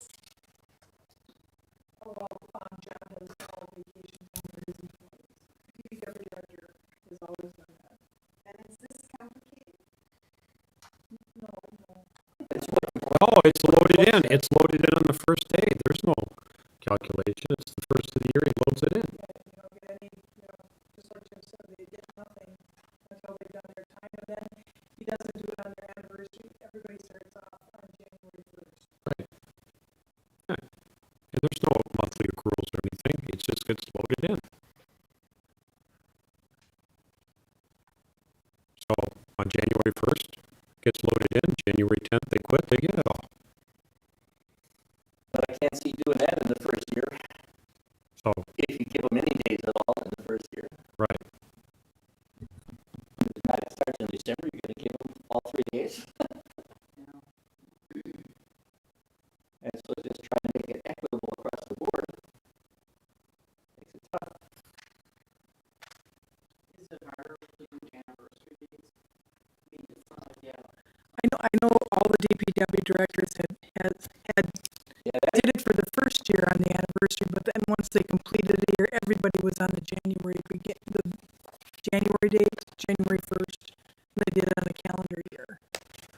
And the only time it was an issue is if somebody got sick, in that first year's time, and they had no sick days, no vacation, no nothing,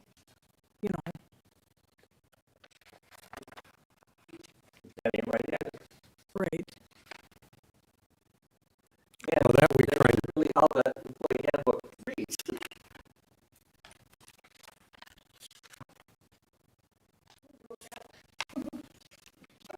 I can't take credit for that one.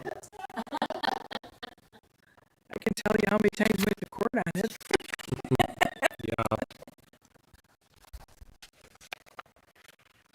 Well, it's not written very well. Okay, so that's the problem. Exactly. I mean, It's just not written very well. It talks about accruals and months work divided by 12 and all that, but then the next sentence says thereafter vacation accrues on an annual basis on January 1st. There's no number of months or days or anything in there.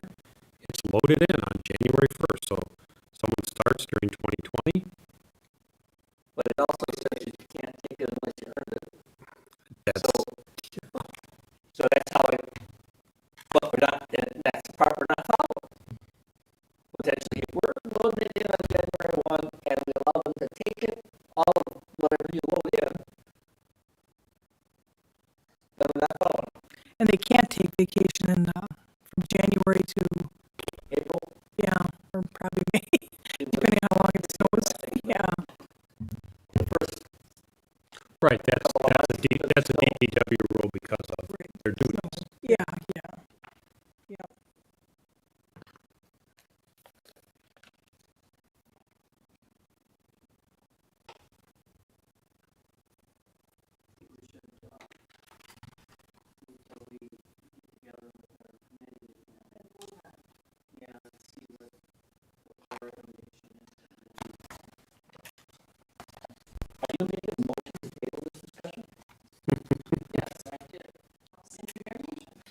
There we go. Yep, she did. I heard it. I heard a motion to table for now in a second. Any discussion on the motion on the floor? Otherwise, all in favor? Aye. Opposed? Motion carries. So we're tabled. Your meeting this coming Tuesday. Yes.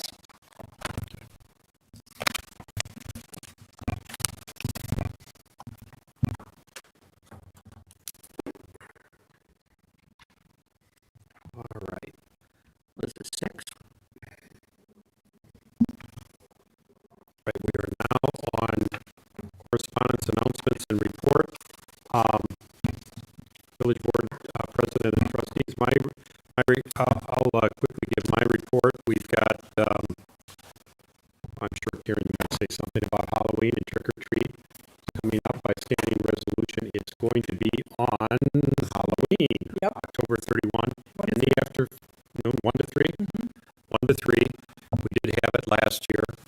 Our COVID situation is better this year, but there's no reason to cancel, as some communities did last year.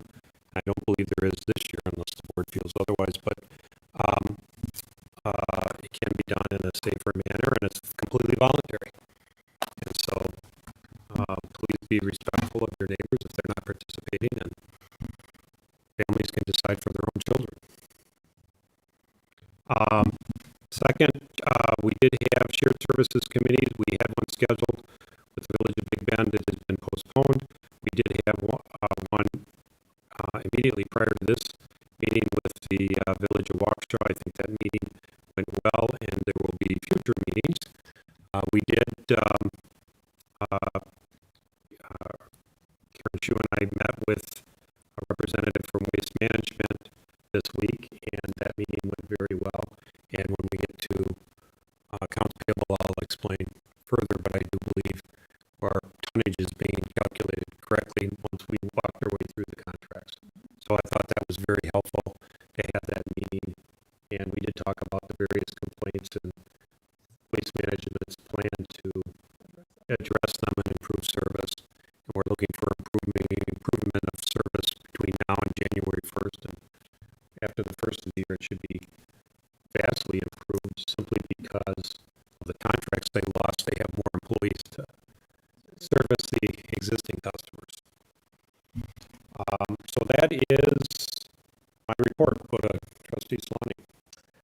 I guess I should apologize because I missed that meeting on the waste management. I was busy getting my hair cut. I clearly forgot all about that meeting. Sorry about that.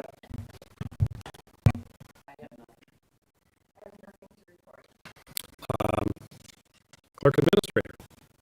I just wanted to let you know that I did get the grant in, the $1.8 million grant for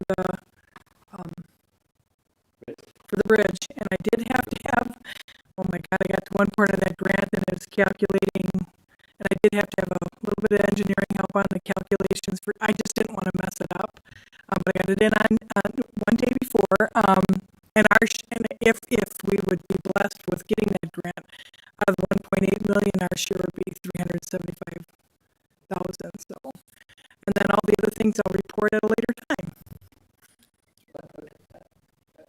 I didn't follow that. If it's a $1.8 million grant, why are we only getting 300,000?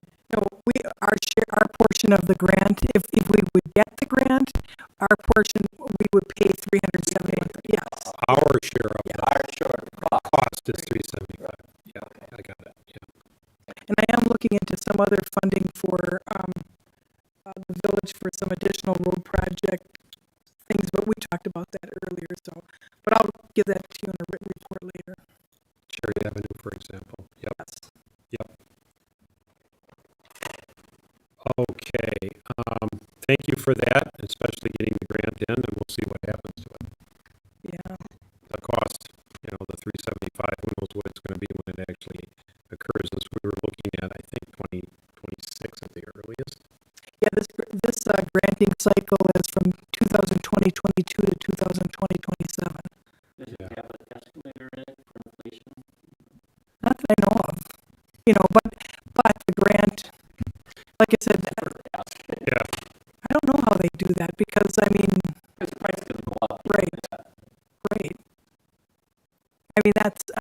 It's drafted on the here and now. So I suppose it's going to depend upon what they do with the law and the budget and everything else. well, a lot of that too is depending on what the federal government's doing with that additional funding for bridges and roads. Yeah, That'll be a big factor. It's a good time to apply. This is a great, especially if that goes through. right. We needed to get in the queue, and we got in the queue, which is the big thing. I was amazed that it was built in 1963. That's an old bridge. Refurbished in 1991, but built in 1963. Yeah. Yeah. So cross your fingers. Okay, so we should go to finances, accounts payable. And as promised, we last meeting we pulled 2 waste management invoices pending us meeting with waste management to determine the appropriate or the proper amount of cost per ton, and we hang on.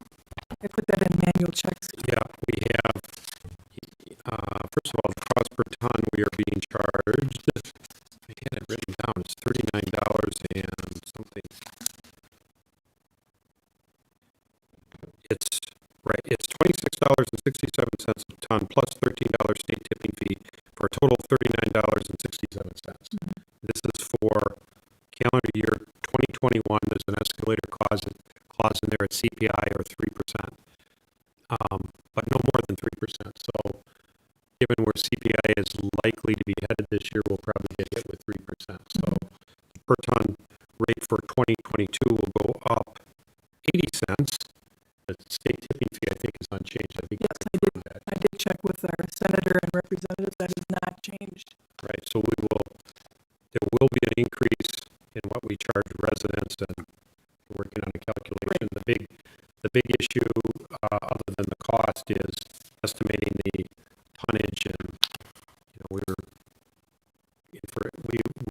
underestimated in 2020 because of COVID. Everybody stayed home, and the garbage stayed in Vernon as opposed to elsewhere, like their workplaces. Right. And 21, we took that into account and set the rate, which I think we're going to come pretty close. Right. And 22, again, it will be an estimate. We did for budget. We did an Excel spreadsheet from 2019 to present day. But Waste Management was going to see if they could pull something a little bit more comprehensive. We'll see if that helps. But guessing what the tonnage is the hardest part. Right. So in accounts payable, there's a monthly invoice for $42,396 from Waste Management for, I'm looking for what month that is quickly here. I can't find it. It's at the top. This is for the month of September. And then last month we had July and August put on hold, and we've had manual checks for those 2 months. Yes. Because they are past due now, and now that we're resolved, I think they're appropriate to pay. So those are not, okay, so on the batch 2021-1021 totals $65,469.30. That includes 1 month of Waste Management of $42,396. The other 2 months for Waste Management are manual checks, or one manual check combined, or how do we do those? Yes, it's one manual check with 2 months. With 2 months on it.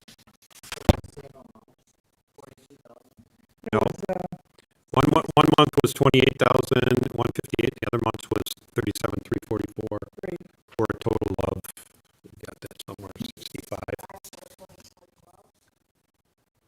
65. Who's got the check? Oh, you've got the check. That sounds right. For, 65,000. oh yeah, that's right, and 12 cents. Right, that's right, I didn't sign it, yes, the check's, right, The board did table that for further information. right. So that was you have it 65,4. Yep, okay. Yeah, that makes sense, if you add those two invoices together. This will be the July and August invoices. Okay, so that'll be in your manual check, and we did check with the fire department on a couple of invoices that appeared to be duplicates. They in fact are not. There's, they ordered something and then they liked it and ordered it again because they were testing it. So I think my question was answered on that. And then we've got Fuchs's bill. Yes. Um, Board of Appeals. Board of Appeals. This is our special hearing examiner. This is his second bill. I think it's dated June 30 because it was emailed to the wrong email address. That's why it's To the town one. to the time late. And I think there is a question. I don't know if it's appropriate to determine it now or we determine it in the future, but whether that's a chargeback or not to the Board of Appeals. What I was going to ask you next. Right. Well, I think it should be a chargeback. I know that Mr. Alex is here, and he's indicated that he wants to discuss at a future meeting his chargeback. So, if we make it a chargeback, it will come back to that discussion anyway at a future meeting, which we'll try and set. Although Trustee DeGrave isn't here, maybe we'll have to set it by consensus by email if we email Karen our availability when we get to that point on the agenda.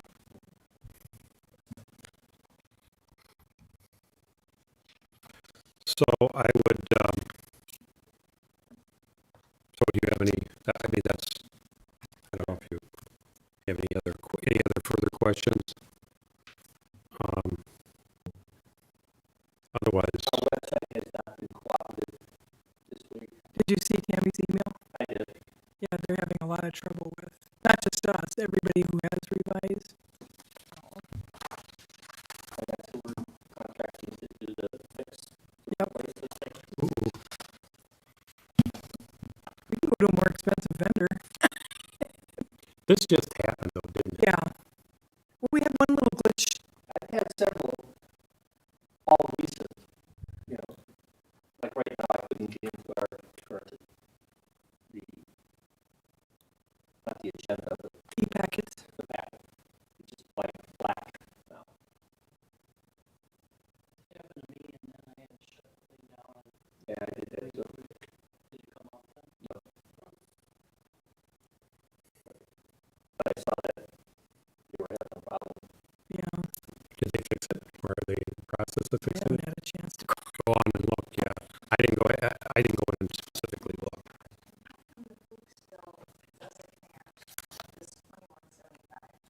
That's the first one. I wanted to show you we had two Fuchs bills. That one we paid. Yeah, that's paid. Right, and the one in the packet, yeah, the May 28th one on whatever color this is. The $2,200 bill was already paid. And And then we got another bill for $2,175. right, Yeah, dated June 30. right. That one got lost in the email. So we did pay one, and now we just have that remaining. And Attorney Fuchs said if we didn't pay the bill, he's going to sue my house and take away my house. So you better pay that bill. He was kidding, but he did leave me a message. So if you make the motion, I'll second it. I don't know the Okay, number though. okay, I think the final number's up here. I'll make a motion to approve batch 2021-1021 in the amount of $65,469.30, which includes the invoice from Fuchs as a chargeback to the petitioner, as well as the May 28, 2021 Fuchs bill that has already been passed. Discussion? All in favor? Aye. Opposed? Motion carries. Okay, now, I gotta make sure I stay on the track here. So now manual checks, we have the two waste management, one waste management check in the amount of, so I'll make a motion to approve the manual checks in the amount of to waste management in the amount of $65,424.12 for the July and August 2021 waste management invoices. Discussion? All in favor? Aye. Aye. Opposed? Motion carries. We're good there. No other manual checks. Okay, we've got report on September 2021 accounts receivable aging reports. Just so the board has, status on there. Yeah, that's a report. Now, we've got invoice 7369. Yes, that needs to be, we need approval to void it and re-invoice Newman Group Right, in the same amount. authorize the voiding of that invoice. Right, so we need, and have you already invoiced? No, I wanted to wait till the board authorized, because anytime we void an invoice, the board has to approve, and then we'll, And we're doing that by? because it was charged to the wrong, instead of, it was Craig Hines, on the bill, it said Craig Hine, which was right, but it wasn't Craig Hines, he was the property owner. The Newman Development is the true petitioner, and they've already paid one portion of that bill, so we're watching them a little bit closer. I mean, it is, the deputy billed it right, in the sense that it was the Craig Hine property, but Craig Hine didn't incur those costs, the Newman Development did. So that's what we'd like to do, is void that invoice out for Mr. Craig and bill it to the Newman Development. But we need board approval to void an invoice. And you'll copy in Mr. Hine, because ultimately if the Newman Group doesn't pay, we can. Oh, they've already paid bills. Right, so I'm not worried about it, but ultimately it goes to the property owner. So I know Craig Hine called and said, hey. wow.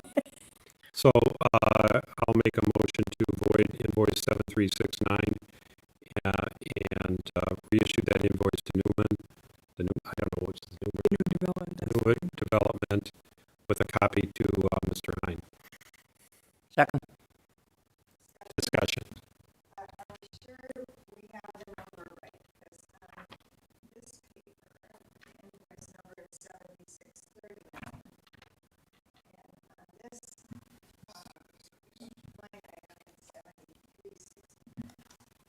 Okay, let's The customer, I don't have it in front of me.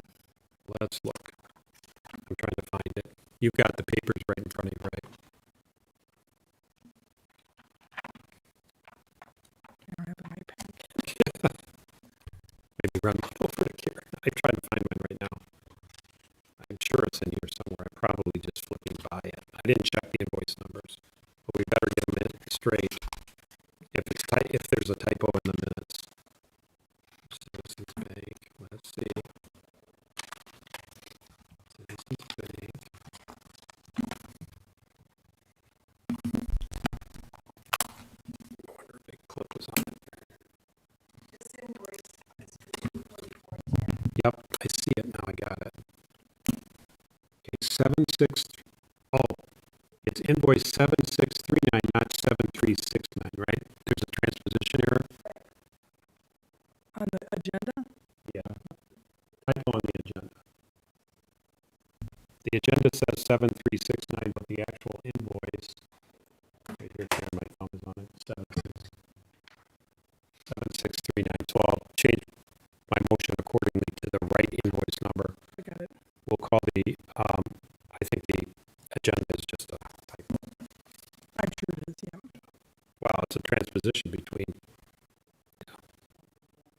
The treasurer say no big deal. treasurer. Two former treasurers. Why can't So it's a transposition error. It's the Craig Hine bill being Yeah, it's the Craig Hine. and it's being built to Newman Development. Right, in the amount of $244.10. How's that for a motion? Yep. Instead. I'll second the amended. Motion. All in favor? Aye. Opposed, motion carries. September 2021 ACH in the amount of $162,004.90, of which There's 3 payrolls in there. 3 payrolls and the September ACHs. Oh yeah, we have an extra payroll in September. So we're looking for a motion to approve.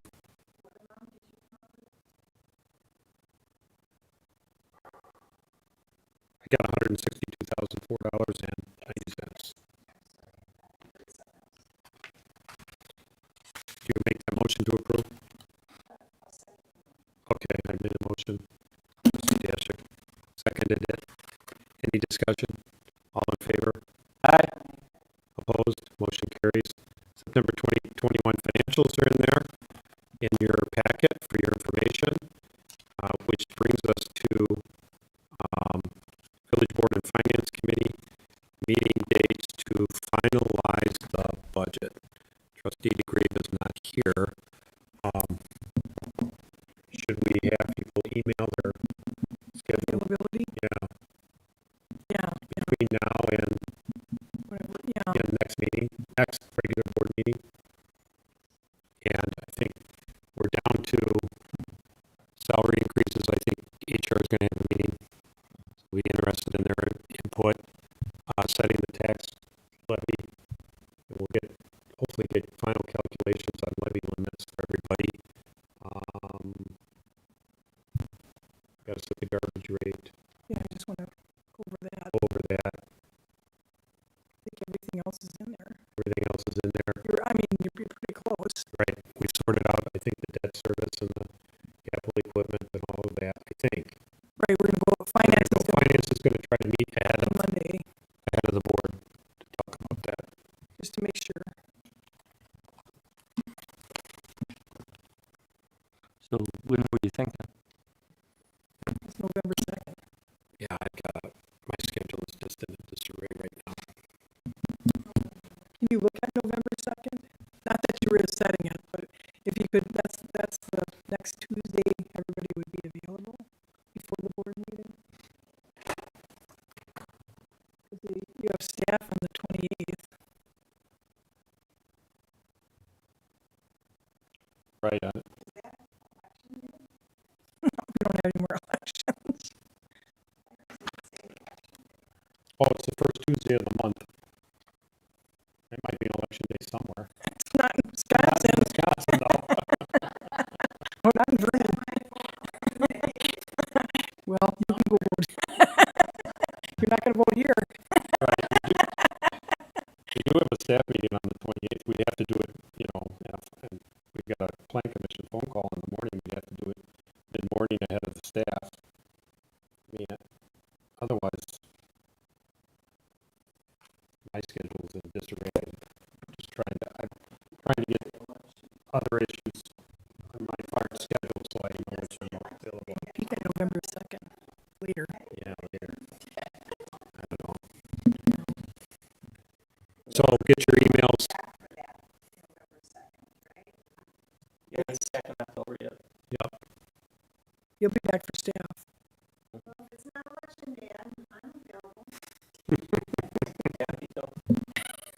Okay, Okay, so we got some dates. Carl's got to check his schedule. I gotta check my And I'll schedule. email you and text you. Bless you, Jim. Okay, we're on to minutes.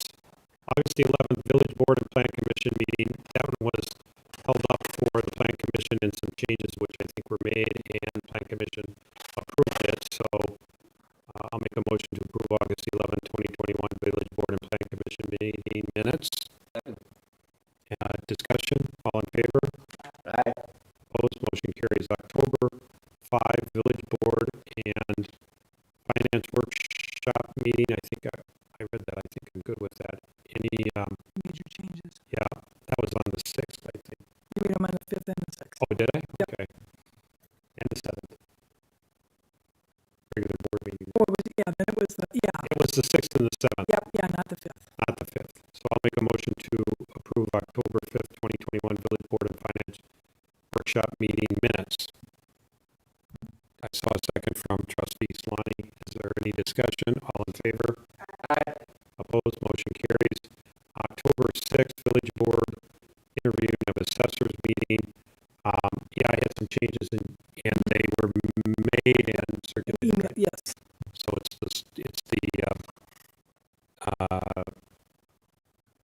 the most recent minutes that you received. So I'll make a motion to approve October 6, 2021 Village Board interviewing of assessors meeting as revised. Second. All in favor? Aye. Motion carries. October 7, 2021, I just had a small revision. I think that was made. So I'll make a motion to approve October 7, 2021 Village Board meeting minutes as revised. Second. All in favor? Aye. Opposed, motion carries. Yep. Weren't we supposed to make a decision on the assessment? The 4th. November 4th. November 4th. I don't know if we can put it off. So Dan would be back and then we're doing some checking. Checking. Did you get any,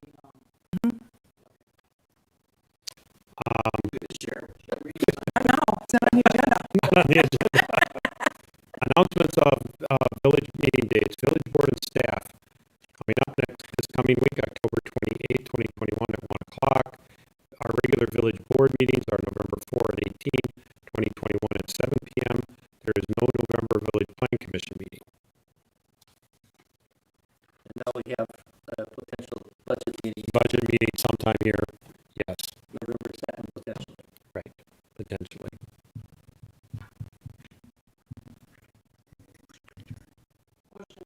I heard that right. Is there a second? I was just scribbling down November 2nd. All in favor?